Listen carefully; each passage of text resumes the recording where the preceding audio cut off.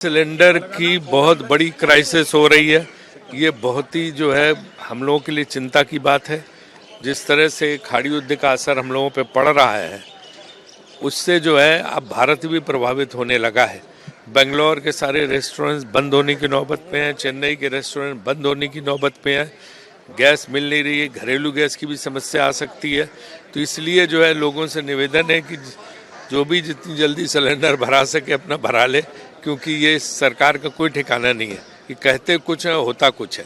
देखिए, ये तो हम जानते थे कि ये होने वाली है, गैस की किल्लत होने वाली है, तेल के दाम बढ़ने वाले हैं, सब्जियां भी यहाँ पे नहीं मिलने वाली, सब अमेरिका से ही अभी आने वाला है ट्रेड डील के वजह से। और आश्चर्य की बात ये है कि इसके ऊपर सिर्फ स्टेटमेंट दे रहे हैं, वही बोल रहे हैं, जो चेयरमैन है वही बोल रहे हैं।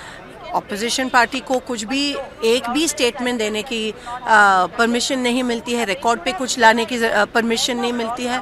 तो पार्लियामेंट किस चीज़ के लिए, किस वजह के लिए पार्लियामेंट है? पार्लियामेंट में बहस की जाती है, डिबेट किए जाते हैं, डिस्कशन किए जाते हैं। डिस्कशन करने के लिए ये चांस ही नहीं दे रहे। सब स्टेटमेंट भी वही करते हैं, आर्ग्यूमेंट भी वही करते हैं। हम मांग रहे थे कि इसके ऊपर डिस्कशन, वेस्ट एशिया में जो हो रहा है उसके ऊपर डिस्कशन हो, कम से कम डिस्कशन, क्योंकि इसके कॉन्सिक्वेंसेस हमारे देश में दिख रहे हैं।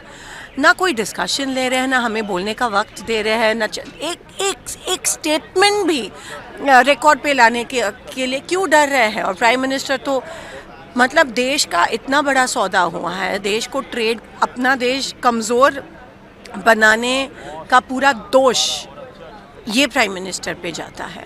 और जिस तरह से ट्रंप के आगे झुक रहे हैं, जिस तरह अमेरिका के आगे झुक रहे हैं, जिस तरह से ईरान के बारे में कोई शब्द नहीं निकाल रहे, जिस तरह से वाइजैग में ईरान की शिप्स नेवल एक्सरसाइज के लिए आ रहे थे, कम से कम उनको तो शरण देनी चाहिए थी, वो भी नहीं दिए। ना उनके बारे में कुछ दो शब्द भी प्राइम मिनिस्टर ने कहा।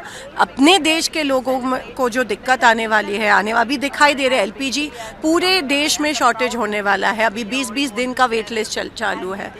इसके ऊपर बहस होनी चाहिए, वो भी लेना नहीं चाहिए। डेमोक्रेसी नहीं है, पार्लियामेंट क्यों सेशंस बुला रहे हैं? मुझे लगता है सब प्रत्यक्षम किम प्रमाणम। आज बेंगलोर से लेके हैदराबाद और चेन्नई तक के खाने के होटल्स बंद हो रहे हैं, क्योंकि वहां पर पता चल रहा है कि गैस नहीं है, कमर्शियल गैस की उपलब्धता नहीं है। पुणे का जो गैस से शवदाह चलता था वो बंद हो गया है। आज तमाम होटल्स और रेस्टोरेंट कह रहे हैं कि ये खाना बनाना बंद करना पड़ेगा। क्या आपने आपदा की तैयारी की थी? आपकी कहां पर तैयारी थी? इस बात का जवाब मोदी सरकार दे नहीं पा रही है। आपके पास तो 74 दिन का स्टॉक था, 25 दिन का स्टॉक बता रहे हैं। आपकी विदेश नीति इतनी विफल थी कि स्ट्रेट ऑफ हॉर्मुज से हमारे लिए तेल निकल नहीं रहा है, बल्कि चीन और रूस के लिए निकल रहा है। तो आपने किस तरह की ये पॉलिसी बनाई है, इस पर सवाल पूछा जाएगा। किरण रिजिजू सिर्फ मुद्दा ही तो घुमा सकते हैं। किरण रिजिजू किसी बात का जवाब थोड़ी दे सकते हैं। किरण रिजिजू को मैं बोलना चाहती हूँ, हमारे पास तो ऐसे नेता और नेत्री हैं जो एलओपी नहीं, इस देश के प्रधानमंत्री बन सकते हैं। आपके यहाँ नीलबटा सन्नाटा क्यों छाया हुआ है? ये बड़ा नेचुरल फॉल आउट है जो युद्ध हो रहा है खाड़ी में, लेकिन हम सब लोगों को, खासकर भारत सरकार को, उसका संज्ञान लेना चाहिए था। ऑल्टरनेट सोर्सेज क्या हो सकते हैं? 83% भारत अपना जो तेल और ईंधन है ये हम आयात करते हैं। अब जब इतना संकट आ रहा है तो हमारी व्यवस्था क्या है वैकल्पिक, ये बताना चाहिए। कई शहरों से खबरें आ रही है कि शॉर्टेज हो रही है, सरकार ने कटौती करी है, दाम बढ़ा दिए, तो कहीं ना कहीं सीधा इम्पैक्ट जो है आम व्यक्ति पर पड़ेगा, मध्यम वर्ग पर पड़ेगा। तो सरकार को, सदन चल रहा है, पार्लियामेंट में खड़े होकर बताना चाहिए कि हमारे ये प्रावधान है, ये हमारी रणनीति है, ये हमने ऑप्शन सोचे हैं, ताकि जनता में मैसेज ना जाए कि बहुत बड़ी किल्लत आने वाली है। और सरकार जिस तरह चर्चा करने से बच रही है, जो ईरान और अमेरिका का युद्ध हो रहा है उसमें सरकार को बताना चाहिए उनका रवैया क्या है, स्टैंड क्या है, हम लोग क्या करेंगे क्या नहीं करेंगे। और मुझे लगता है कि विपक्ष को और देश को ये ज़रूरी जानना है कि हम इस पूरे घटनाक्रम में हमारी सरकार कहाँ खड़ी है। मत भूलिए, लाखों लोग ऐसे हैं जो खाड़ी में रहते हैं, उनकी जान माल की सुरक्षा कैसी होगी? नहीं करें तो कब करेंगे? जो आपके बायलैटरल रिलेशंस हैं आपका इस्तेमाल करना चाहिए, लोगों को इवैक्यूएट करना पड़ेगा। इस सब का विस्तार से सरकार को सिर्फ स्टेटमेंट से बात नहीं बनेगी, चर्चा होनी चाहिए पार्लियामेंट के अंदर। अब सदन चल रहा है और सरकार चर्चा से बच रही है, कुछ ना कुछ छुपाने को होगा। किल्लत हो गई है, आधी बात हुई। पूरी बात यह है कि उसका रेट बढ़ा दिया गया, दाम बढ़ा दिया गया। अब ये वो सरकार है जो 400 रुपये में इस देश में सिलेंडर मिलता था, तब इन लोगों ने हंगामा काट दिया कि बताओ एक सिलेंडर की कीमत 400 और आज 1200 रुपये में वो सिलेंडर नहीं मिल रहा। 60 रुपया सिलेंडर का दाम बढ़ा दिया गया। शर्म है ही नहीं। डॉलर को हाय हाय करते थे कि 56 रुपए का डॉलर हो गया। देश की साख गिर रही है। देश की मुद्रा का गिरना बहुत खतरनाक है और आज 92 रुपये से ज़्यादा हो गया डॉलर की कीमत। तो जनता तो बिल्कुल त्रस्त है। इस महंगाई के दौर में गैस सिलेंडर का दाम बढ़ना, वो होटल वाले खाना महंगा करेंगे। आम आदमी के जीवन पर प्रभाव डालने वाला ये फैसला है और ये सरकार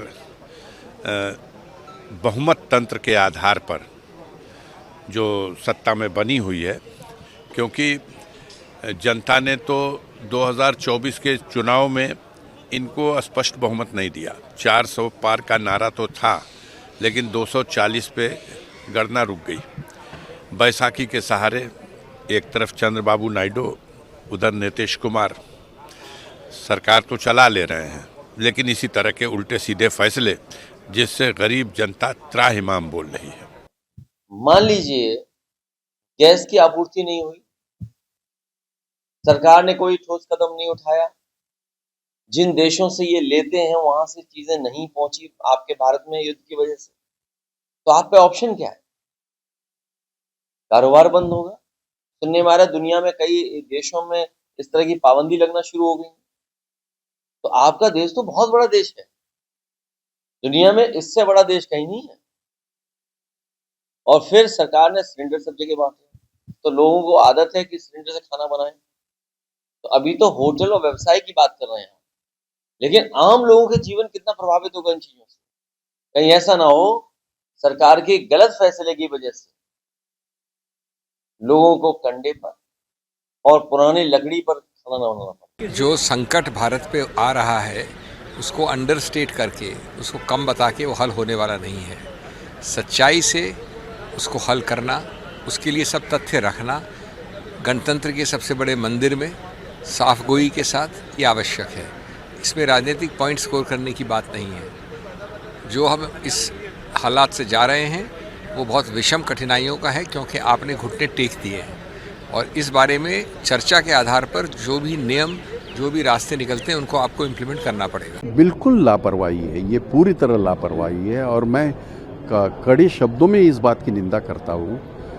11 दिन हो गए, युद्ध जो शुरू हो रहा है 11 दिन हो गए। आपको ये इसका अंदाज़ा लगा के कुछ व्यवस्था करनी चाहिए। आपको पता है, चाहे होटल्स हो, चाहे 5 स्टार होटल हो, 4 स्टार होटल हो, 3 स्टार होटल हो, वो होटल ही नहीं है, सिर्फ लाखों लोगों की रोजी रोटी है उसमें। आज अगर वो बंद हो गए तो लाखों लोगों की रोजी रोटी खत्म हो जाएगी और सरकार ऐसे हाथ पे हाथ धरे रह के कैसे रह सकती है। और यहाँ सिर्फ मीडिया को बताना या हाउस में बताना हमें कुछ नहीं होगा, हमें ये नहीं होगा, ऐसा नहीं होता है। तो सरकार की ये पूरी जिम्मेदारी बनती है, चाहे आहार के लोग हो, चाहे सारे बड़े बड़े होटल के लोग हो, कि वहाँ जो रोजगारी, जिनकी रोजी रोटी चल रही है वो बेकार हो जाएंगे और बड़ा हाहाकार मचेगा महाराष्ट्र में और देश में। इंडिया ने भी कहा है कि उसके जो टिकटों का जो प्राइस है वो बढ़ सकता है, जिस तरह के जो हालात हैं वेस्ट एशिया के, एलपीजी की शॉर्टेज है, लगातार चीज़ें जो बदल रही हैं देश में। और एयर इंडिया ने सरचार्ज तो बढ़ा ही दिया है। सरचार्ज बढ़ा दिया। देखिए, सारी कीमतें बढ़ेंगी। ये तो एयर इंडिया वगैरह वाले चूँकि हवाई जहाज़ में चलने वाले लोग हैं, इसलिए लोगों के सामने आ जाती है। अभी आप मार्केट में जाएं, कोई ऐसी चीज़ नहीं जो पहले से 4 दिन पहले से महंगी न हो गई हो। महंगाई चरम सीमा पे है। गवर्नमेंट महंगाई को रोकने का कोई काम नहीं कर रही है। और हमारे प्रधानमंत्री सारी दुनिया में घूमे हैं, उनकी बात लोग मानते हैं, सब चर्चा है। तो उनको ये प्रयास करना चाहिए कि युद्ध बंद हो, क्योंकि युद्ध से सारी दुनिया प्रभावित हो रही है। केवल यही नहीं कि ईरान और अमेरिका और इजराइल और मिडिल ईस्ट के कंट्रीज़ का ही नुकसान हो रहा है, सारी दुनिया का नुकसान हो रहा है। अब ट्रंप ने कहा है कि हॉर्मुज़ स्टेट पे वो कब्जा कर लेगा, तो और भयानक लड़ाई होने की संभावना है। सर, सरकार कह रही है कि एलपीजी सिलेंडर की कोई कमी नहीं है, पर अगर देखा जाए तो कई जगह चाहे बॉम्बे हो। देखिए, सरकार जो कहे उसका उल्टा मानिए आप। ये सरकार कभी सही बात नहीं कहती। जब बिल्कुल सर पे आ जाएगी, तब कमी नहीं है, तो ये एलपीजी के दाम क्यों बढ़ा रहे हैं आप? अभी एकदम बढ़ाए और फिर बंगलौर के होटल वालों ने कहा कि भाई हम होटल बंद कर देंगे। ये स्थिति बहुत ही ख़राब है। सरकार की किसी बात पे अब लोगों को भरोसा नहीं है। ये बिल्कुल अविश्वसनीय सरकार हो गई। देखिए, खाड़ी के जंग के बाद जिस तरह से अमेरिका इसराइल ने हमला किया है ईरान के ऊपर, और जिस तरह पूरी लड़ाई जो है पूरे मिडिल ईस्ट में छिड़ गई है, उसके बाद तो ये संभावना थी कि गैस का और पेट्रोल डीजल का सबका क्राइसिस होने वाला है। अब भारत सरकार ने तो इस बात का आश्वासन दिया था कि हमारे पास पर्याप्त स्टॉक है, लेकिन ऐसा लगता है कि वो आश्वासन सही नहीं था। अगर वो सही होता तो इतना जल्दी गैस का कीमत नहीं बढ़ाई जाती। तो अब आने वाला समय तो और कठिन होगा।